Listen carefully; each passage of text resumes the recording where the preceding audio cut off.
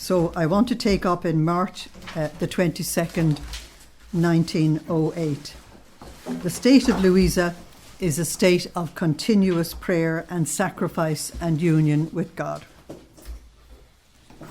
Continuing my usual state, Luisa said, I found myself outside of myself and I seemed to see M and the other priests. The M is Monsignor, that's the bishop. Then a young man of divine beauty came and drew near me and gave me some food. And I prayed him to share the food that he was giving with me, with M and the others. So drawing near M, he gave him a good share of it, saying to him, I share my food with you, and you satisfy my hunger by giving me souls. Now, the only way you can satisfy the Lord's hunger or give him a relief is to give him souls. There's no other way.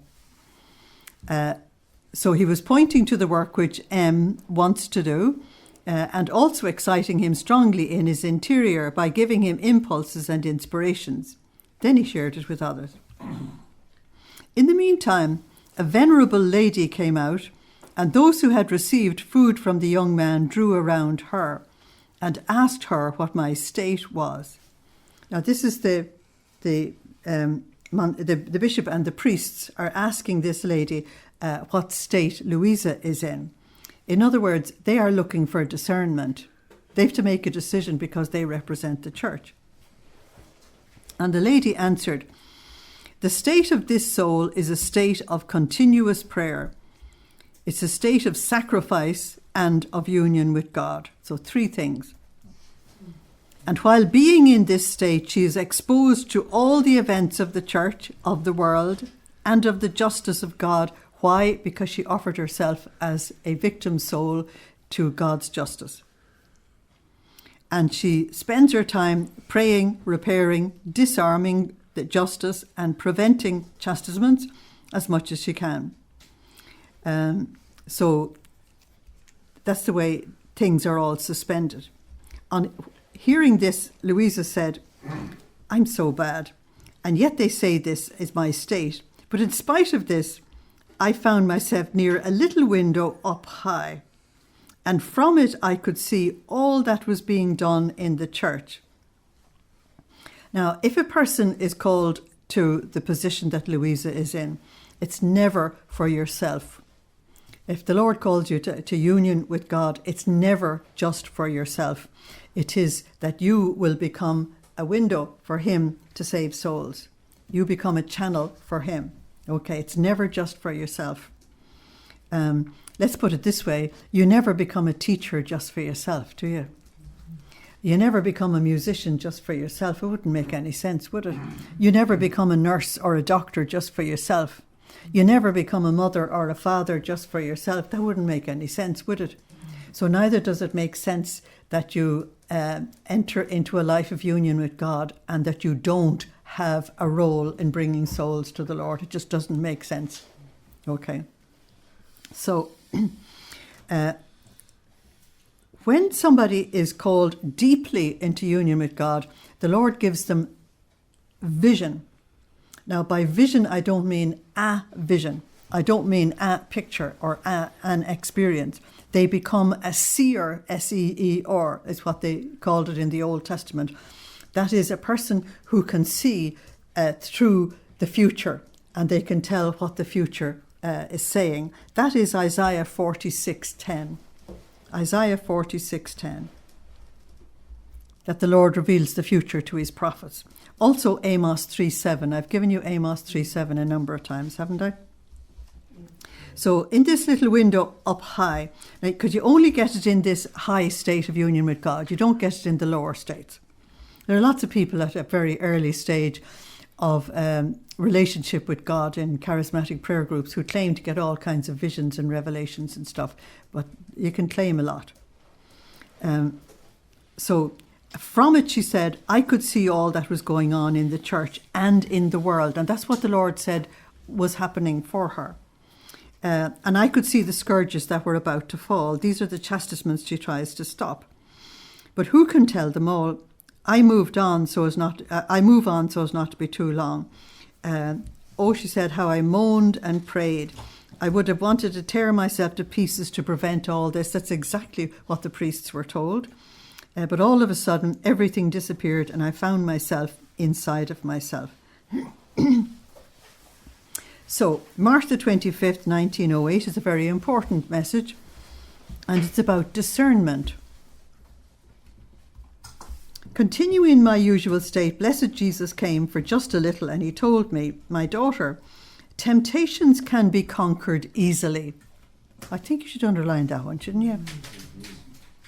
Because the devil is the most cowardly creature that can exist. And a contrary act, a contempt, a prayer are enough to make him flee. Isn't that fantastic? Now, a contempt is, excuse my language, get your hell out of here. Yeah. That's a contempt. That's a good one. Well, you're telling him where to go. Yeah. That's where he belongs. That's why I said, excuse my language. As we don't use it in this context, which is the only context in which it should be used. Yes. In other words, telling the devil to go to hell. Yes. Okay. Or to use holy water. Sorry? To use holy water. Well, he says a contempt, so I illustrated that. Mm-hmm. Yeah. A prayer you don't need illustrated. He said these are enough to make him flee. In other words, it's actually very easy. In fact, he said, these acts render him even more cowardly than he is. And in order not to bear that confusion, as soon as he sees the soul resolute in not wanting to pay attention to his cowardice, he flees terrified. He's terrified of anybody who will be faithful to God. So the Lord is telling us we don't have too much excuses for giving in to temptations, isn't that it? Now, if the soul cannot easily free herself, it means that it is not only a temptation, but a passion rooted within the soul. That means that there's something inside of us that wants this thing. That's a different matter altogether. A temptation is something that comes from outside. But if it has a root inside, then you're in trouble. And this root tyrannizes her together with the temptation. Therefore, she's unable to free herself. And where there is passion, the devil has more strength to make fun. Isn't that strange? Very important information there. And that is, we've been told from volume 1, this is volume 8, that we are to take ourselves on, that we're to push the ego aside, that we're to deal with sin, that we're to have mortification in our lives, and therefore this problem should be less and less and less and less and less. Otherwise the divine will can't take over. Because the divine will won't take over where the passions are ruling. You know the scripture for that, don't you? Hebrews 12:14, nothing unholy or unworthy can enter the presence of God. And the spirituality of the divine will is the highest spirituality offered to the human race. So we can't insult God by holding on to stuff. We've got to get rid of anything that even remotely shadows sin. So March the 29th, 1908, peaceful souls are the delight of God. Why? Because God is peace. Jesus is the King of peace. And when Jesus was born, he offered peace to anyone who had goodwill. Do you remember? So this morning on coming, blessed Jesus seemed to carry a black mantle. And drawing near me, he seemed to place me under it, saying, in this way, I will envelop all creatures as within a black mantle. And he disappeared. Now we have to find out why it's black. I remain concerned because of some chastisement, she said, and I prayed him to come back, for I could no longer be without him. But I was as though bothered by that sight before. Then after much hardship he came, carrying a cup filled with some liquor. Liqueur, isn't that what you say? He gave me some to drink. Now, she says elsewhere that she calls it a liqueur, but she doesn't know what it is. In other words, to her, it looks like that. He gave me some to drink, and then he added, my daughter, peaceful souls eat at my table and drink from my cup. You can't drink at a cup, can you? And the divine archer does nothing but dart through them continuously, and no dart is wasted. They are darts of love. Okay. All of them wound the loving soul, and the soul faints, while the divine archer continues with these arrows, which now make her die of love and then bring her back to life of love. That's in the Song of Songs, chapter 2, verses 1 to 7. He brings me to his banqueting table, and his banner over me is love. Do you remember? We sing it, don't we? Song of Songs, chapter 2, verses 1 to 7. And from her wounds the soul shoots her darts, to wound the one who has so much wounded her. So a peaceful soul is the delight and the enjoyment of God. You don't say amusement. Amusement for us is a very negative word, isn't it? It's the joy of God. While with turbid souls, these are the ones all disturbed and have all kinds of problems and roots of passions and everything in them. If the divine archer darts through them, the darts are wasted by the soul, leaving him embittered and forming the diabolical amusement. Now you can use the word amusement. Can you see that? Mm-hmm. So I want to give you Philippians 3, verses 12 to 16. Philippians 3, verses 12 to 16.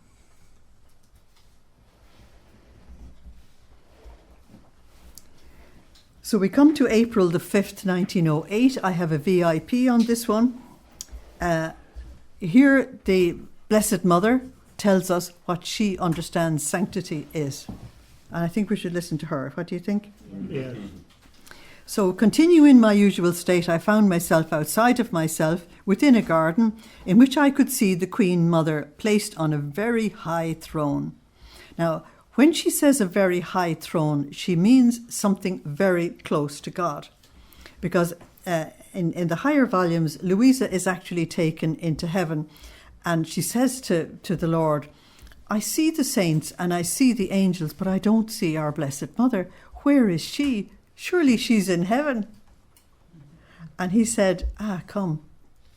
And she said that she had to go very, very deeply into the Blessed Trinity before she could even see Blessed Mother, before she could even see her. So a very high throne means way, way up and beyond any of the angels or the saints. It doesn't mean just a high throne over Luisa. Do you know what I mean? I yearned to go up there and kiss her hand, and as I tried to go, she came to meet me. Why? Because she's the humblest woman on earth. Giving me a smacking kiss on my face. That's very interesting, isn't it? In looking at her, I saw as though a globe of light in her interior. Now, that globe of light is the divine will. Okay? So I saw a globe of light in her interior, and within that light, there was the word fiat. Her fiat joined to God's fiat. From that word descended many different unending seas of virtues, graces, greatness, glory, joys, beauty, and everything that our Queen Mother contains as a whole. Everything was rooted in that fiat, and all of her goods took their origin from the fiat. O omnipotent, fertile, holy fiat, who can understand you? I feel mute. It is so great that I can say nothing, and therefore I stop here.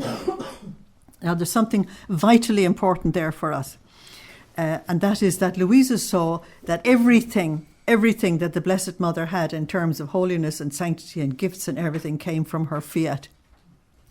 It will be the same with us. The more we say yes to the Lord, the more we give our fiat, the more he is able to rule in our lives, and the more he's able to pour out his gifts in us. It's not told to us to tell us that she's an exalted being. It's told to us to tell us that the fiat makes this difference in our lives. So Luisa said, I looked at her with amazement, and she said to me, my daughter, all of my sanctity came out from within the word fiat. So there you have it. I did not move even one breath, one step, one action, or anything at all, if not within the will of God. My life, my food, my all was the will of God. And this produced such sanctity, riches, glories, honours for me, not human ones now, but divine. Because the divine will gives you all the divine stuff. So, this is for us. The more the soul is united, identified with the will of God. So notice the union first and then the identification.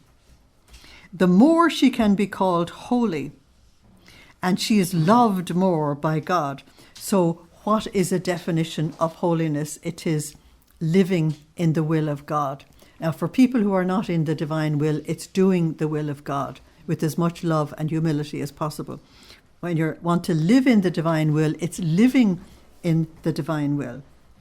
And the more she is loved, the more she is favoured with God's gifts and graces, because her life is nothing but the product of the will of God. How can he not love her if she is his own thing? Therefore, one must not look at how much or how little he does, but rather whether it is wanted by God. Now that should be coloured. Because we are, whether we like it or not, influenced by the world's thinking. The world is all around us. And so the world says such and such a thing is a big project or that's a small project. That's a big thing or that's a small thing. That's a big action or a small action. And these writings, Jesus tells us, no. Something is big if it is done with the will of God and in the will of God and because it's the will of God.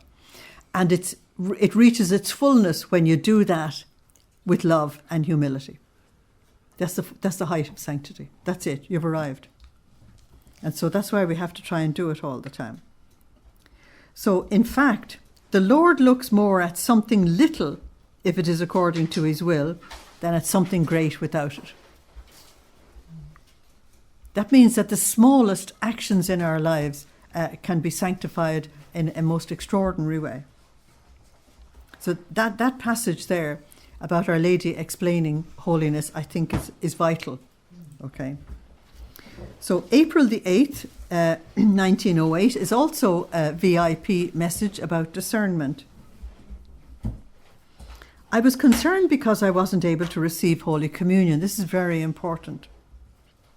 And good Jesus on coming told me, my daughter, I do not want you to be bothered by anything. Would you put a circle around the anything?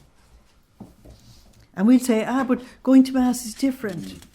He says, anything. Is that okay?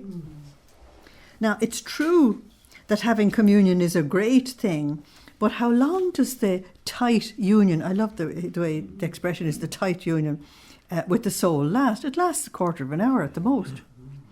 But the thing you should cherish the most is the complete undoing of your will. Now, that is...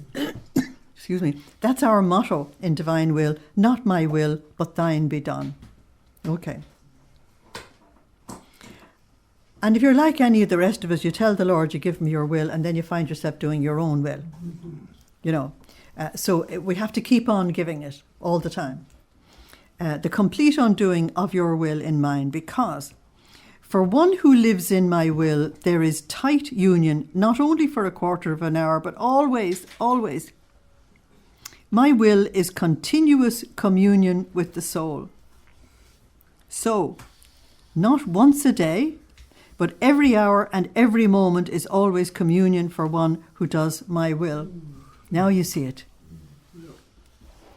What he wants is the 24/7, 365. That's what he wants. Any lover would want that, wouldn't he? So Luisa says, I've gone through the most bitter days because of the privation of my highest good, thinking and fearing that my state might be a pretense.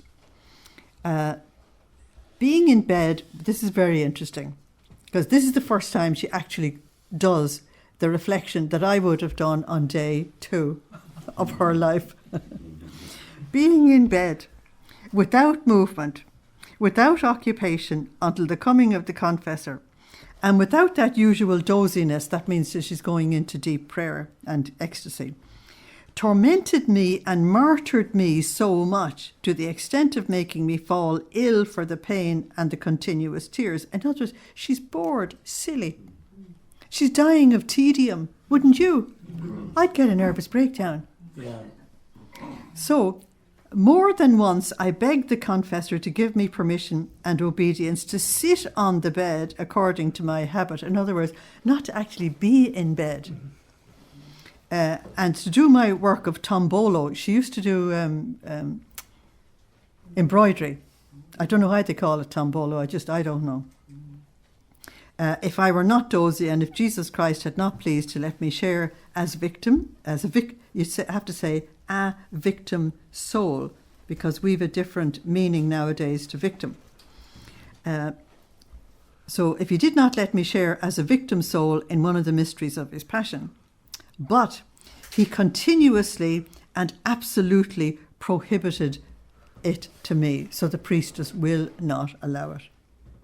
Rather, he added, this is very, very interesting now, the priest is Father Gennaro di Gennaro.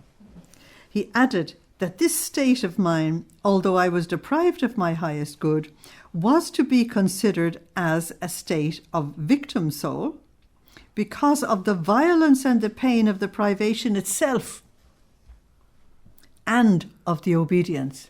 This means the priest has got the message at long last. Luisa hasn't. Now, she's been asking time out of number why I have all this privation and all the rest of it, and surely if I don't have Jesus coming all the time and I don't have these things happening, surely I've got to get back to work and all the rest of it. And the priest said, no. Everything in your life is part of being a victim soul. Let me give it to you in a different example. If you're married and you have a family, whether you're sick or well, old or young, dying or otherwise, you're still married. In other words, no matter what happens to you in that state of life, the state of life is that you're married and have a family. Does that make sense? Yeah. So he's saying to her, no matter what happens to you, whether Jesus is coming or not coming, whether you're having a privation or you're having this or that, it's still a state of victim, and that is correct.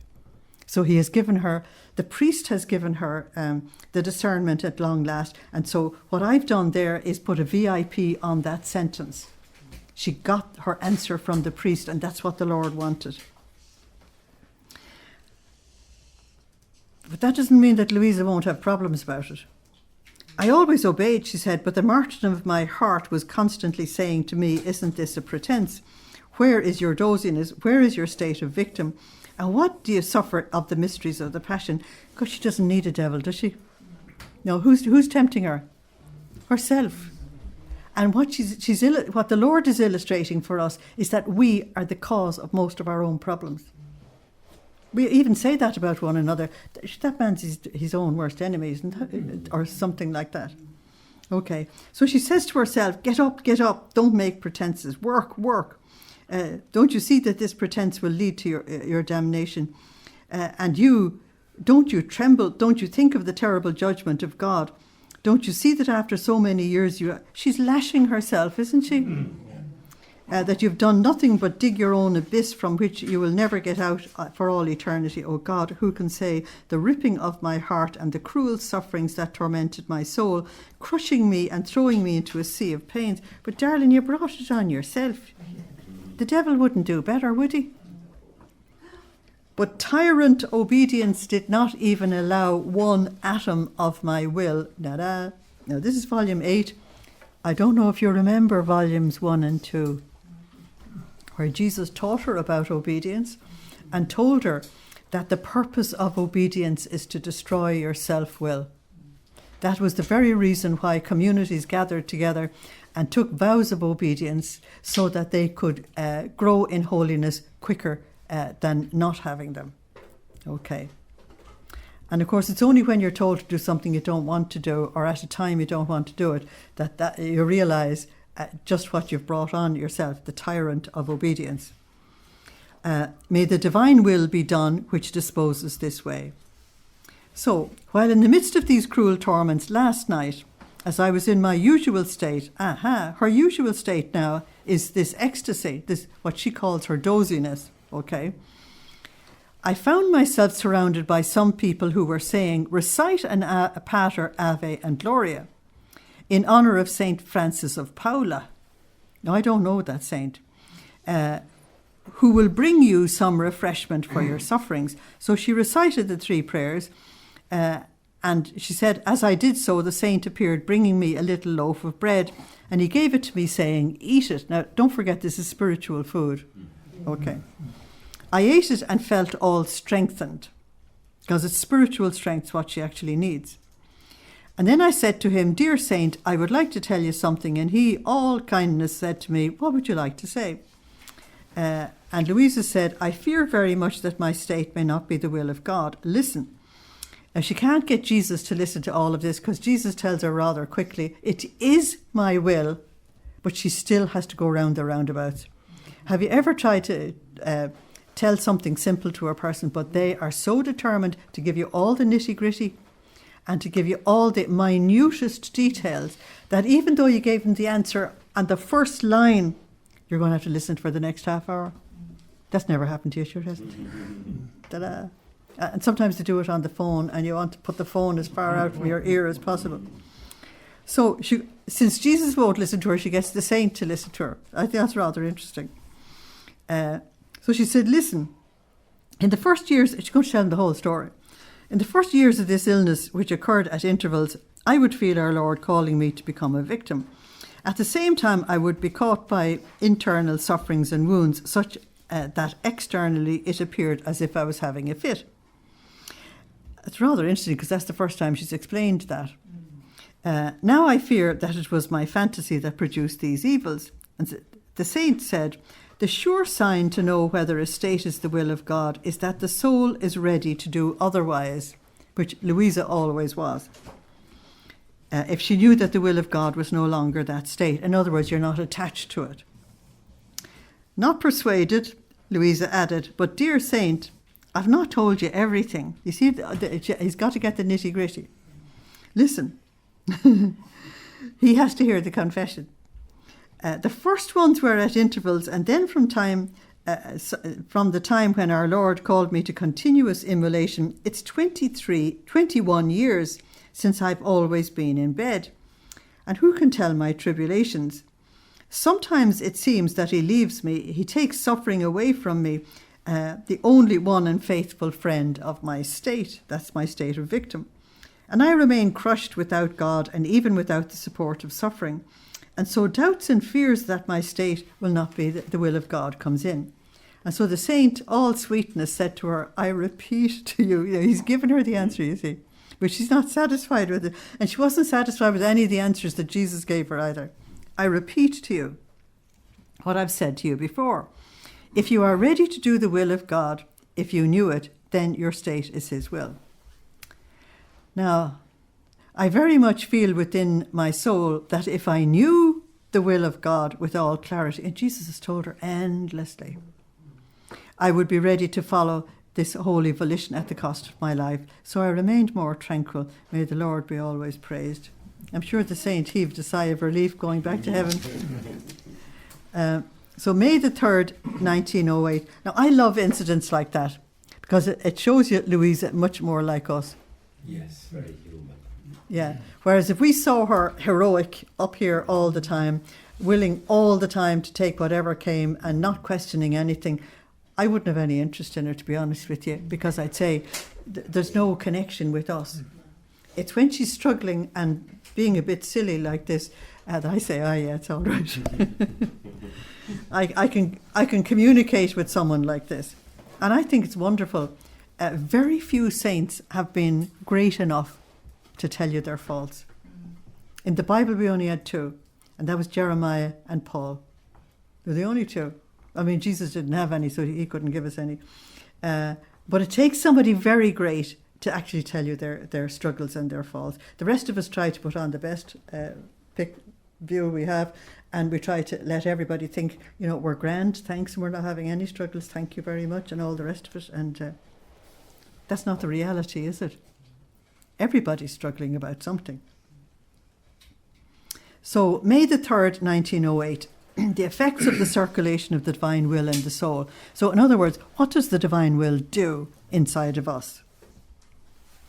Continuing in my usual state, I felt our Lord near me for just a little, and he told me, my daughter, with the soul who does my will, My will circulates in her whole being like blood. Now, he's using the image of blood because we've got thousands of miles of blood vessels running all over our whole being, and the blood takes life to every part of our body. So that's why he's using that image. So she's in continuous contact with me, with my power, with my wisdom, my charity and beauty. So if we're in contact with that, then these attributes of God will be applied to us insofar as we can take them. And she takes part in all that is mine. As she no longer lives of her own volition, her will lives in mine. And as mine circulates in hers, her will circulates in all of my being. Isn't that incredible? And this is why Luisa can have such squabbles with Jesus. She's actually inside of him, and he's inside of her. Her will circulates in all of my being, and I feel her continuous contact. You see, this can only happen if there's no sin. If there's sin, this is not going to happen. The divine will won't be circulating around us. And as I feel touched by her continuously, you cannot understand how drawn I feel to love her, to favour her, to answer her in everything she asks. If I denied it, I would deny it to myself. Besides, all things considered, since she lives in my will, she asks for nothing but for what I myself want. This is what she wants, and this alone makes her happy for herself and for others, because her life is more in heaven than on earth. This is the fruit of that my will produces, to beatify the soul in advance. I don't know if you colour it. You should. That's the whole thing, that the Lord wants to beatify us ahead of time, that you live heaven on earth. Okay? So May the 12th, 1908, we now have how the bad rich are destroying the poor. It's a bit unusual as one of these messages. Continuing in my usual state, I was praying to our Lord that he would concede to put peace in the hearts of people. They're all in discord. And she said, the poor want to attack the rich.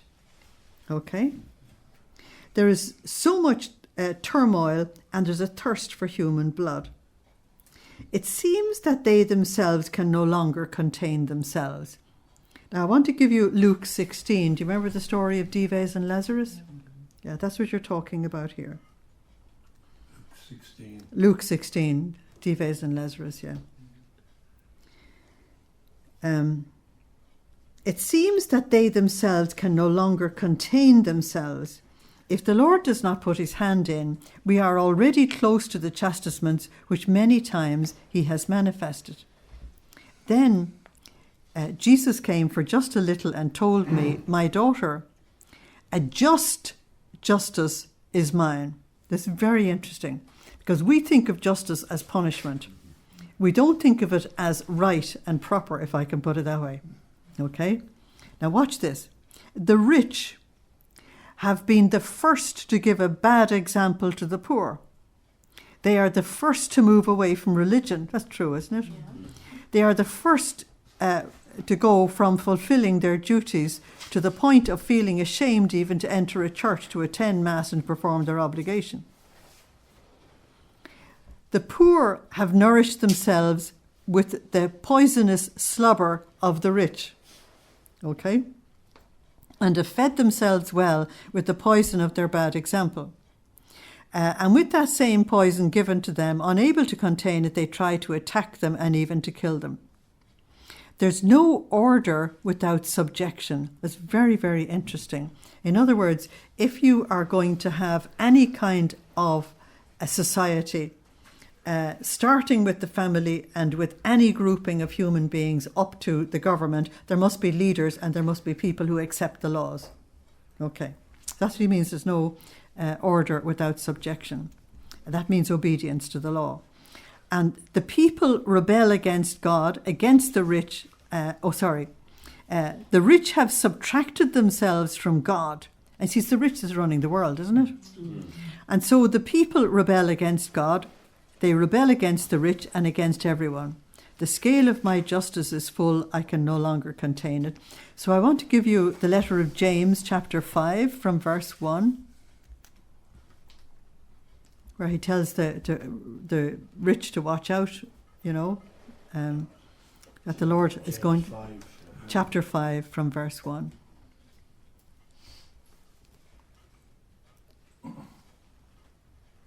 So, May the 15th, 1908, she sees wars and revolutions. Again, I want to give you Isaiah 46:10 and Amos 3:7, that the Lord shows everything to the prophets ahead of time.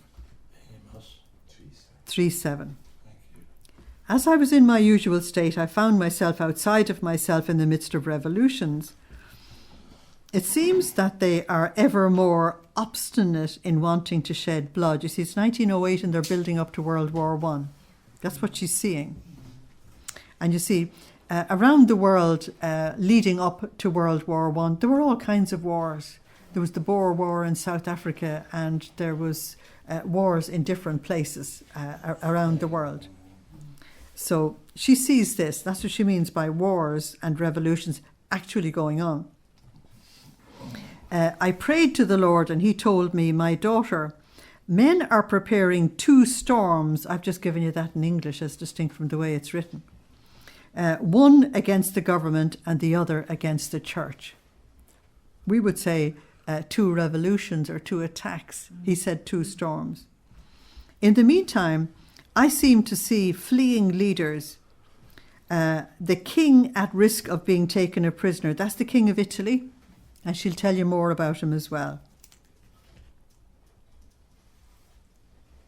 Because when they actually kill him, she's allowed to go to purgatory to do some reparation for him. So the king of Italy at risk of being taken a prisoner and trying to flee. I cannot say it well. It seemed that he was falling into the hands of his enemies, which he did. All the rich were undergoing grave dangers and some were dying. If you remember the French Revolution, it was the poor against the rich. Yeah. And you see, if it gets to that kind of stage, it's usually very vicious,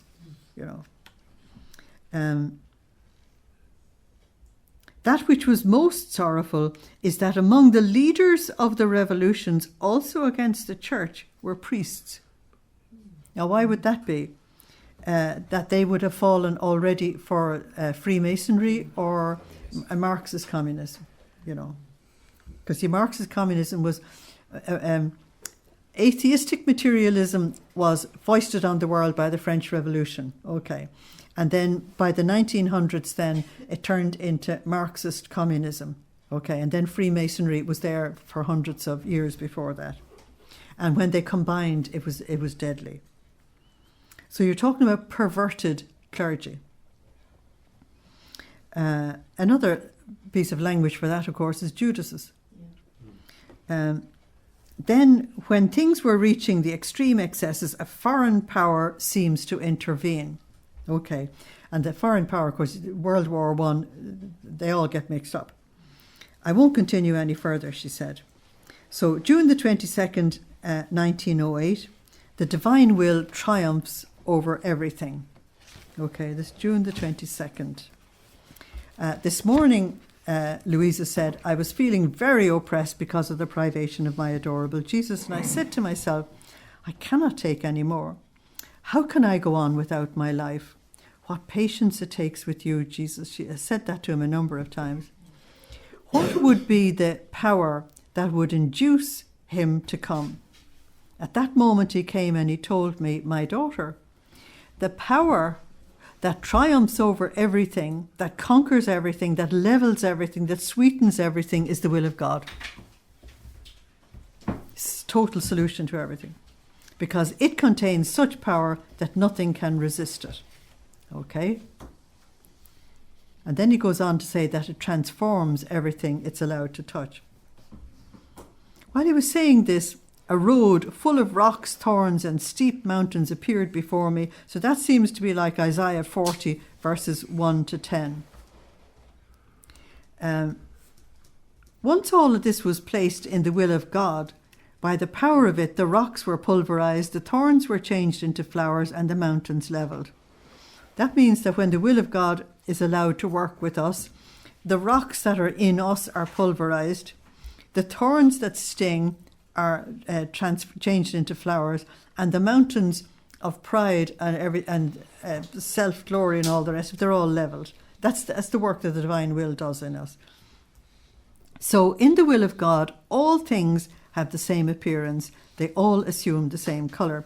So Isaiah 40 said, to bring down the mountains and fill up the valleys so that the king can actually enter. Now the king is divine will, coming to his own kingdom inside of each one of us. So she said, may his holy will be blessed. Now, between that message and the next one is June the 31st, 1908. Now, on the 30th of June, 1908, an asteroid crashed into Siberia and devastated about 2,000 square kilometres of land. If it had landed in a populated area, millions of people would have died instantly. Siberia. Yeah, you can check this on the internet. A picture of it one night on that black and white Yeah. pictures. But the thing I want to tell you is, think of Luisa. She is doing all of this suffering and intercession and all the rest of it, and she doesn't realise, she doesn't take into account what she has prevented from happening. Now the Lord is going to remind her. You keep on saying that you're not getting enough. You don't realise what you've actually provided. And it's just that I just happen to have that piece of information. And it's in between these two messages where she has seen the wars and the revolutions and everything else. And intercession, maybe, is it? Yeah. But also her sufferings. Okay. You see, it's not just her prayers. Prayers without sufferings haven't got too much value. It's called hot air. and very... Prayers in divine will have. No, I didn't say that. I said something very specific. Prayers without sufferings have very little value. It's very easy to say Hail Mary and you don't give a tuppenny damn about the people. Yes. I get so upset at Sunday Mass that I have to try and shut off from it. They say all kinds of prayers, Lord, hear us, Lord, graciously hear us, Lord, hear us, Lord, graciously hear us. And they're not going to do a thing about anything they're saying. And they're making the most wonderful prayers. I say, but it's only hot air. Whereas if you were prepared to fast and pray and do something about it, and then you say the exact same prayer, it would change things. Is that okay? Yeah. So there's a huge difference between something that simply comes from the lips and something that comes from your innermost being. Now, Luisa was praying from her innermost being. She was suffering the passion, and if she wasn't suffering that, she was suffering this martyrdom of the privation of Jesus, and she was offering it all. And I think that was one of the results, because he tells her after a while, you don't seem to take into account what you have prevented from happening, because that asteroid, if it had hit London, would have destroyed everything in sight. Just to give one example that's close by. Okay, so June the 31st, 1908, we're going to talk about love, and we're going to talk about the rich and the poor again. So that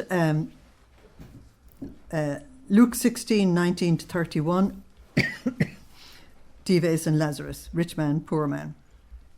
I want to give you Matthew 26, 11. I want to give you 2 Corinthians 8, 9. So it's about the true spirit of charity. In other words, you can hand out money and there's no charity. Continuing in my usual state, full of bitterness and of privations, after much hardship, I seem to see people in the act of rebelling and of intensifying the brawl against the rich. In the meantime, The lament of most sweet Jesus made itself heard in my ear, all embittered, saying, I am the one who is giving freedom to the poor. I'm tired of the rich. In other words, I'm allowing the poor to rebel. They have done enough.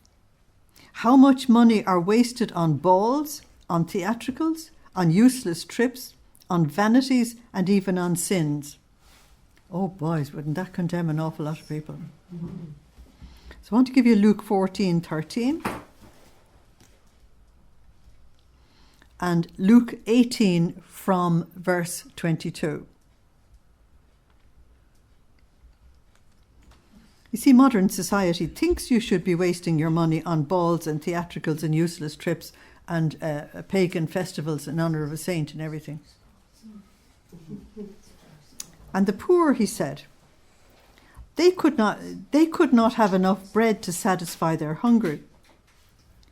They were oppressed, weary, and embittered. Had they given them only, if the rich had given them only what they spent on unnecessary things, my poor would have been happy. That's exactly the story of Dives and Lazarus, the scraps of the rich man's table.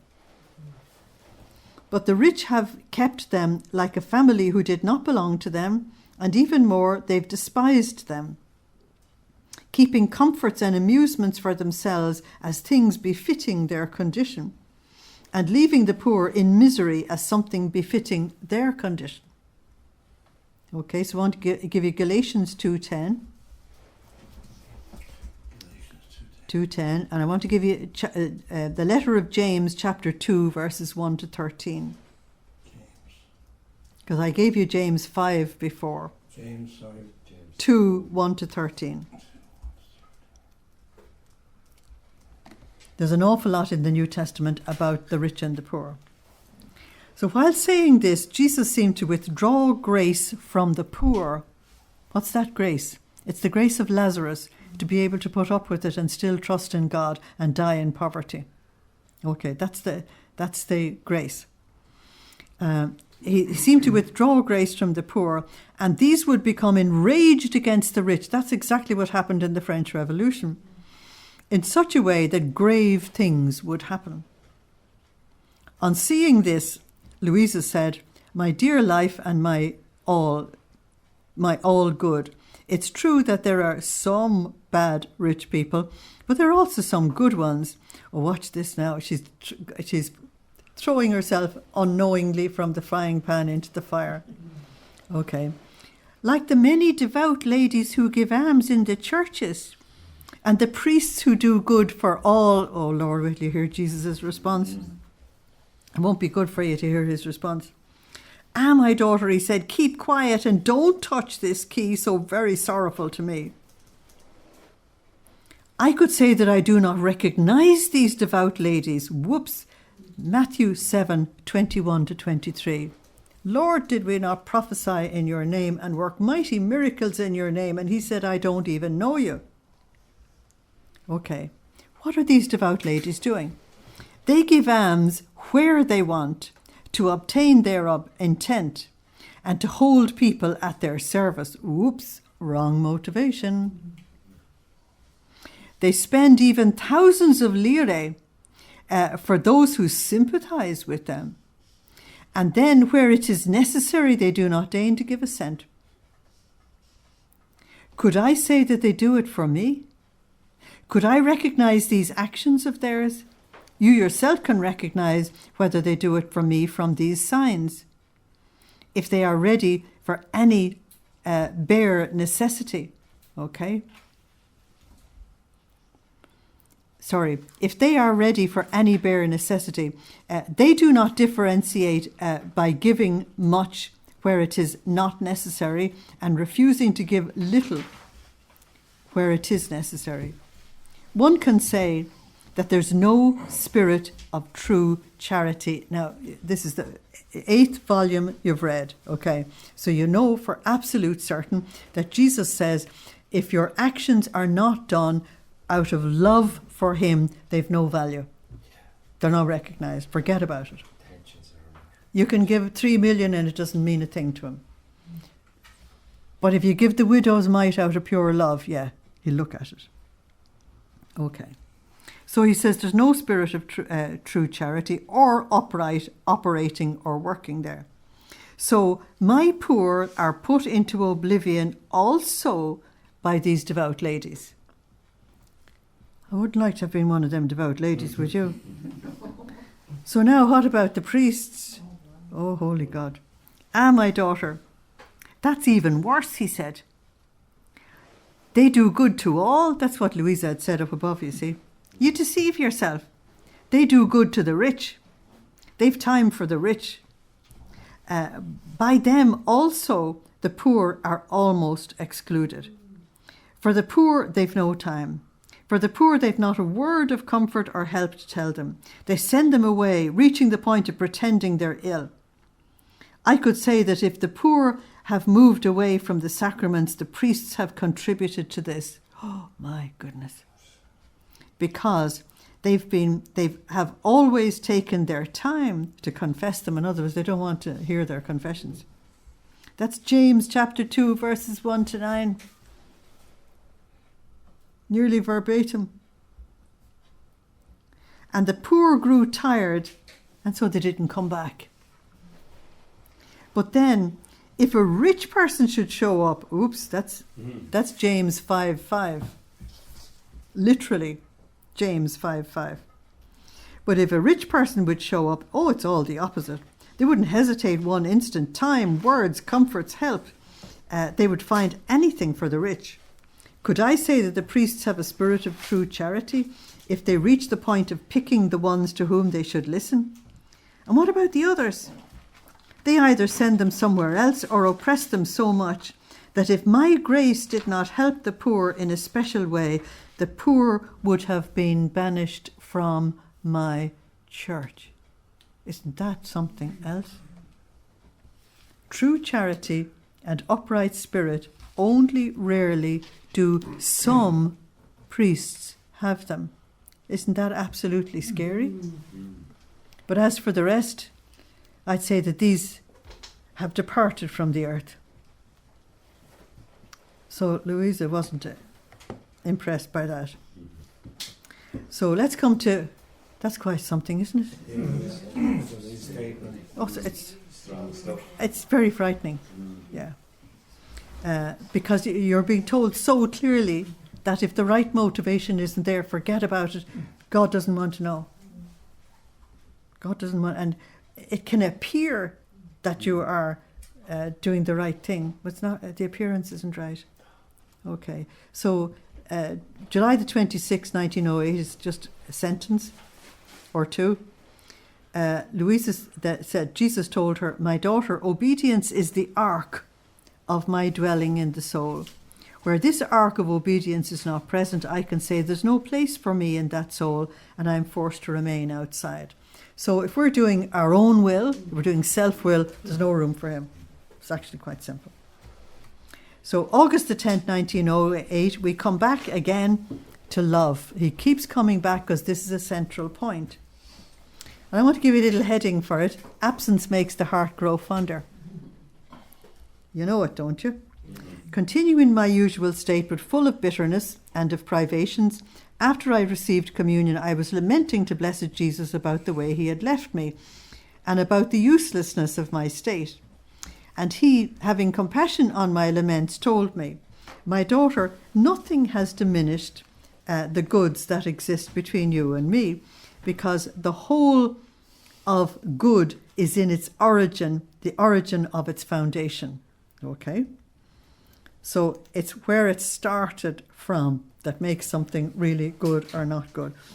We would say, if the roots are rotten, forget about the plant. If the roots are healthy, you'll have a healthy plant. So the origin of the relationship between Luisa and Jesus is the divine will. When two persons unite themselves with a bond of friendship or with the bond of marriage, and they've exchanged gifts besides, and have loved each other so much as to become inseparable, to the extent that one has taken and copied the other so much as to feel the being of the beloved within herself. If out of bare necessity they have they are forced to be away from each other, are these gifts perhaps diminished? Or does their love decrease? Not at all. On the contrary, being far away makes them grow more in love. That's why I gave you the heading. And makes them keep the gifts received with greater care, waiting for some greater unexpected gift at the return of the other one. But there's more. Since one has copied her beloved within herself, this is talking about the Lord and the soul, it seems that there's no distance for her, because she feels the voice of the beloved flow within her voice, having imitated him. She feels him flow in her mind, in her works, and in her steps. This is one of the prayers we have in the divine will, that the divine will would flow in your mind and in your voice and absolutely everything. So he is far, but he is near. She looks at him and he escapes her. He touches her, but she can't grasp him. That's John 20. Do you remember Mary of Magdala? Verses 1 to 10. So she clung to his feet and he said, no, don't cling. So she touches him but cannot clasp him.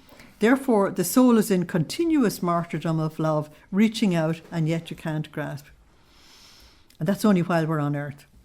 Now, if justice forces me to deprive you of me and to be far away for some time, now he's been telling her this for 8 volumes, can you say that I have taken the gifts away from you and that there's a diminution of love?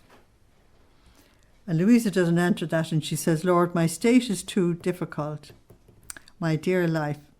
And what am I here if you do not let me suffer to spare my neighbour the chastisements? You've said many times that you would not allow rain, and it's not raining. So I cannot beat you in anything. Look at the problem. Whatever you say, you do. While if I had you near me like before, I would tell you so much that you would let me win. Now, this is the problem, and it's very, very interesting. It's the problem of the victim soul. That if he stays away from her and leaves her in the agony of the privations, she's not in a position to be able to get round him, to give her the sufferings and therefore to mitigate the chastisements. She calls that winning. And if he stays away and leaves her in this agony, as we've been reading for the past couple of messages, then it means he wins because he says, I'll do this and you do it. I just love the way she says it. I think it's beautiful, you know. She said, how can you say that distance is nothing, you know? She's not agreeing with him at all. And so he said, it's precisely because of this that I am forced to be far away, so as not to let you win and to give course to justice. However, by keeping you here, there is also some good, because the lack of water will call for famine. And during this time, the people will be humiliated. And after the slaughters and the wars have taken place, grace will find them more disposed to be saved. Is this not also a good? And while wars were about to overtake the famine, by keeping you here, it will be postponed a little longer and more souls will be saved. He does win, and he knows how to win, doesn't he? Okay. Go back to the line where it says, during the famine, people will have to be humiliated and they might grow. Beside that, put Isaiah chapter 2, verses 7, 9, and 11. That's where Isaiah says that the pride of man has to be brought low if God is to be able to work. Because pride is the big barrier between us and God. And then he added, love never says enough. Even if love scourged the soul and tore her to pieces, those pieces would cry out love. Love never says enough. It's not yet content. It pulverizes those pieces, it reduces them to nothing, and in that nothing it blows its fire and gives its own shape. It mixes nothing human, but only divine. You see, the Lord has to bring down our pride into nothingness, okay? And it's only with the nothingness that he can work, because he won't mix the human with the divine. It just doesn't mix. It's like iron and water won't mix. And it's then that love sings its glories, its braveries, and its prodigies, saying, I am content, my love has won. It has destroyed the human and built the divine. That is what is going on. And the Lord says that is the incredible mystery that's going on inside of each one of us, that the human has to be brought down so that the divine can be built up. And when the human has truly been brought down into nothingness and the divine therefore has taken over, then the divine will has won, but also love has won, and the person is completely redeemed. And Jesus says in higher volumes that once the will has been given to him, nothing more will be asked, because there is nothing else to give. Your will is your highest gift. So he says, it happens to love as to a talented artisan who, having many objects which are not to his liking, he breaks them to pieces, puts them on the fire, and keeps them there until they melt, making them lose all their shape. Think of Jeremiah and the potter in Jeremiah 18, verses 1 to 12. Or think of me making candles, and if I don't like the candle, then you just melt it down and you start all over again. Okay. So you put them back on the fire and they lose their shape, and then he forms from them other objects which are most beautiful and pleasant, worthy of his talent. It is true that for that which is human, this action of love is so very hard. Now, love is a capital L, 1 John 4:7. God is love. And I also want to give you Psalm 145, verse 17. God can only act out of love, because that's what he is. And yet this action of love, which pulverizes what is human in us to let the divine take over, seems very, very hard, like almost like torture, martyrdom. Sorry, was that John? No, it wasn't John 1 John 4:7, God is love. Yes, I know that. So this action of love seems so very hard, but when the soul sees her gain, she will see how beauty has taken the place of ugliness, richness of poverty, nobility of roughness, and she too will sing the glories of love. So when will we sing the glories of love? I think only in heaven, because it's only then that we'll really see. Okay. So August the 14th, 1908, this is about the divine image. Having received communion, I could see the baby within my interior, as though looking for something important. And I said, my pretty little one, what are you looking for with so much zeal? And he said, daughter. And I love that she sees him as an infant and he calls her daughter, okay? Daughter, I am looking for the brush of your will, to be able to portray my image, Romans 8:29. Romans 8:29. To be able to portray my image in your heart. In fact, if you do not give me your will... Now, Luisa has long since given her will to him. This message is for us, okay? If you do not give me your will, I lack the brush to be able to portray myself. Now, I need to give you Ephesians 2:10, because he's thinking of himself as a painter, okay? And Ephesians 2:10 says, you're God's work of art, created in Christ Jesus, okay? So if you don't give me your will, he said, I lack the brush to be able to portray myself freely in you. And just as your will serves as a brush in my hands, love serves as colours, in order to impress the variety of colours of my image. Now, the colours are all the divine attributes, love and joy and peace and patience and kindness and all the rest of it. That's Galatians 5:20. Moreover, just as the human will serves as brush for me, My will serves as a brush in the hands of the soul in order to portray her image in my heart. Isn't that something else? In me, then, she will find abundant colour of love for the variety of colours. That's all the work you do in the divine will. Isn't that fantastic? So, August the 19th, 1908. The soul must sow good with her whole being. So for that I want to give you 2 Corinthians 9:6. 2 Corinthians 9:6 and Galatians 6:7-8. So having done my meditation on the fact that one who sows good will harvest good, and one who sows vices will harvest evils, I was thinking about what good I could sow, given my position, my misery, and my inability. At that moment I felt I was being harvested, and I heard Jesus say in my interior, the soul must sow good with her whole being, with all of it.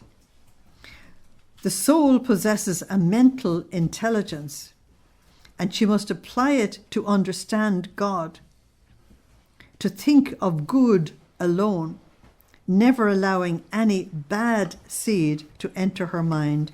2 Corinthians 10:5. 2 Corinthians 10:5 and Proverbs 23:7.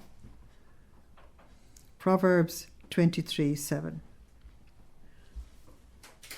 So the Lord said that we possess a mental intelligence and we must apply this to understanding God and think of good alone and never allowing any bad seed to enter the mind. And this is the sowing of good in the mind. That's number 1. So number 2, it's the same with her mouth. She must never sow any bad seed, that is bad words, unworthy of a Christian, but always say holy, useful and good words. So here is the sowing of good in the mouth. Now I can't give you references for that. I just want to say to you, there are 50 proverbs on the tongue alone in the book of Proverbs. There's 50 of them.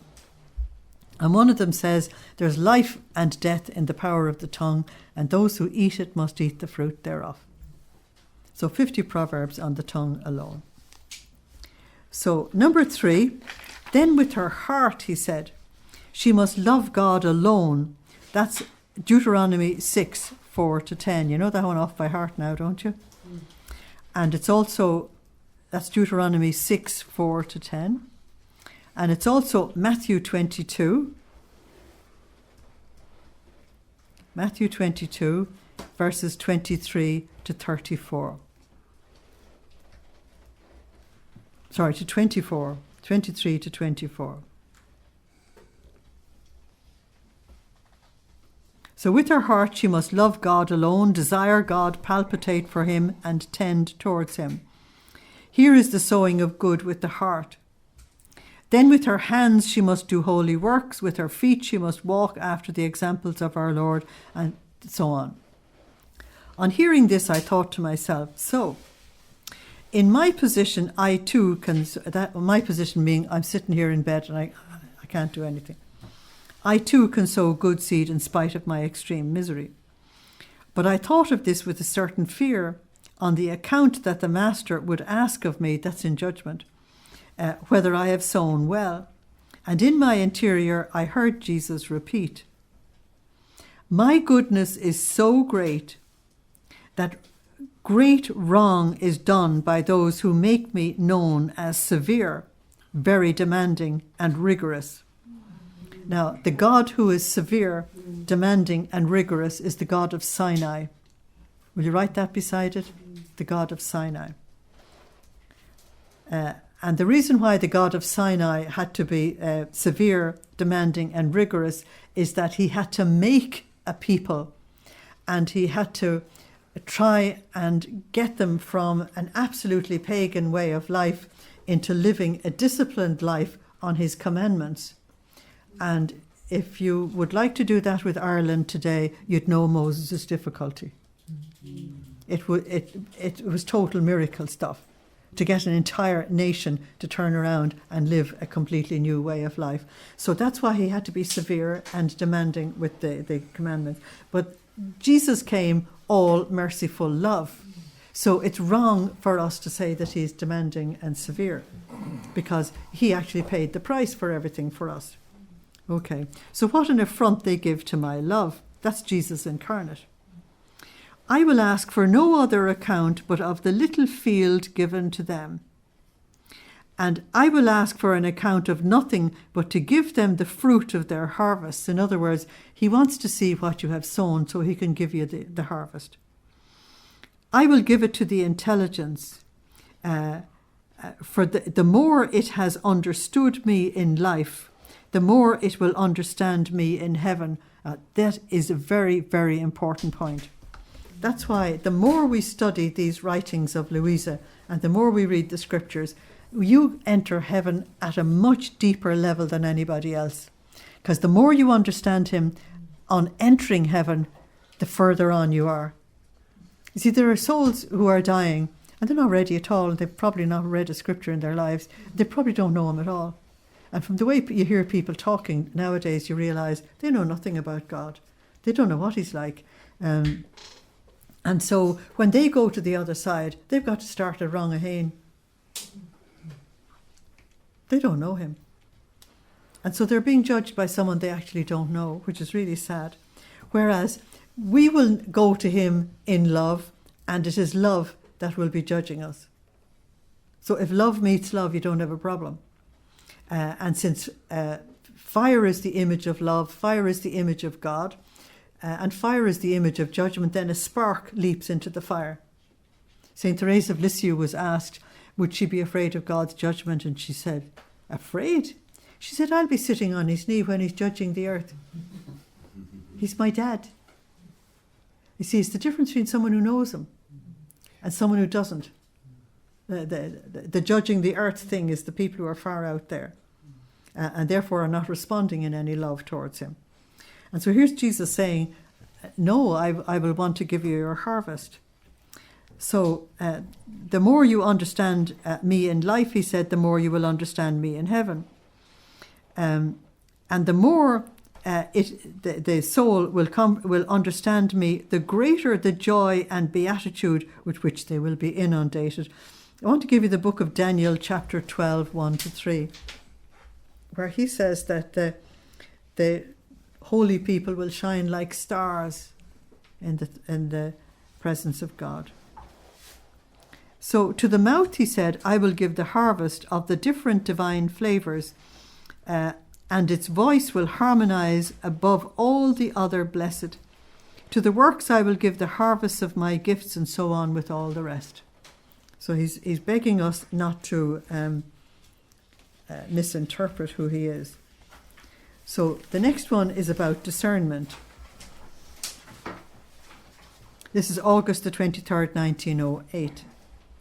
Continuing in my usual state, I was very concerned about the state of my soul. She's back to it again. And I said to myself, who knows what evil there is in my soul that the Lord deprives me of him and leaves me abandoned. Now she knows why he's not coming.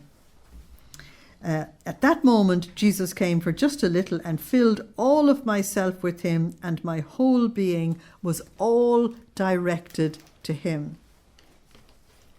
Now notice that he comes and he just absolutely takes her into his love so that everything is enveloped in love. There was not even a fibre or emotion that would not tend towards him, she said. Then afterwards he told me, have you seen my daughter? The sign that there is guilt in the soul when she finds herself without me is that as I return to let myself be seen, she does not remain all filled with God. Now, Luisa could not have been enveloped completely by love if she had moved away from love. Doesn't that make sense? Mm-hmm. So the fact that as soon as he returned, she was able to be completely absorbed in his love says that she hadn't moved. The problem with us is that we can move away from the Lord because we're affected so much by worldly influence. And the worst influence we have is the television and what comes to us from mobile phones. I think it's the worst of all. Absolutely worldly thinking and pulling you away from God completely. So I think that the more we go into divine will, the more control we have to take over the black box.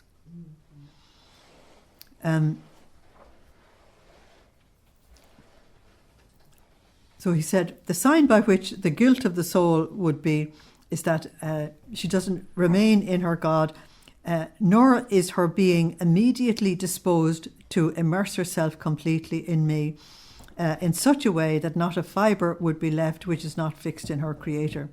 Where there is guilt or something that is not completely mine, neither can I fill her. So he's telling Luisa, listen, nothing has changed between you and me. Nor can the soul immerse herself in me. Guilt, matter, cannot enter into God. Would you please colour that? You should bring a colour pen every now and then. Guilt and matter cannot enter into God, nor can it run towards God. I want to give you two references there. One that you should know off by heart now, Hebrews 12:14. Nothing unholy or unworthy can enter the presence of God. And I want to give you Isaiah 35, verses 8 to 10. There Isaiah is talking about the highway to God, and he said only the redeemed will walk on it, the unclean won't be on that path. Okay, so let me give you another one. This is August the 26th, 1908, and it's talking about constancy. As I was in my usual state, I was all afflicted and almost dazed because of the usual privations. And then Jesus came just in passing, and he told me, my daughter, that which I want you to take to heart is constancy in good. That means that you continue day after day after day after day after day, both internal and external, because the repetition of the act of loving me, of many interior acts, and of constant good makes divine life grow ever more in the soul. Now, please put an NB beside that. Make a big mark. Make sure you see it. It's one of the gems. Let me read it again. The repetition of the act of loving me, of many interior acts, and of constant good is what makes divine life grow ever more in the soul. So you know how to do it. But with such energy that she can be compared to a child who, growing in good air and with healthy foods, keeps growing well in full health until he reaches his proper stature, without needing either doctors or medicines. Even more, he's so robust and strong that he relieves and helps others. So, in other words, full spiritual health here. On the other hand, one who is not constant grows like a child who's not always fed with healthy foods and lives in putrid air. He grows sickly, and since his members do not have the strength to develop and grow due to the lack of good nourishment, they develop with defects. And so a tumour forms in one place and an abscess in another. Isn't that rather interesting? Here's a medical diagnosis you weren't expecting. No. He walks with a limp, he speaks with difficulty, and one can say that he's a poor cripple. Though one can see good members mixed in, those with defects are more. And even though he consults doctors and takes medicines, they do him little good because his blood is infected by the putrid air. The one thing they didn't look at. And his members are weak and defective from malnutrition. Gosh, we have millions of children like that today, haven't we? Yeah. So he will be a man, but he will not reach proper stature, and will always need help without being able to help others. Such is the inconstant soul. Now, what was wrong with this child? First of all, wasn't properly fed. So if we're not feeding on the Lord's messages, and we're not feeding on prayer, and we're not feeding on the scriptures, and not feeding on the Eucharist, we're responsible for our malnutrition. Okay. The other is the putrid air. And the putrid air for me, spiritually, is that you're breathing the air of worldliness. You see, the problem with Abraham's nephew Lot was that he liked Sodom and Gomorrah. He wanted to benefit from the life that was there. They were rich.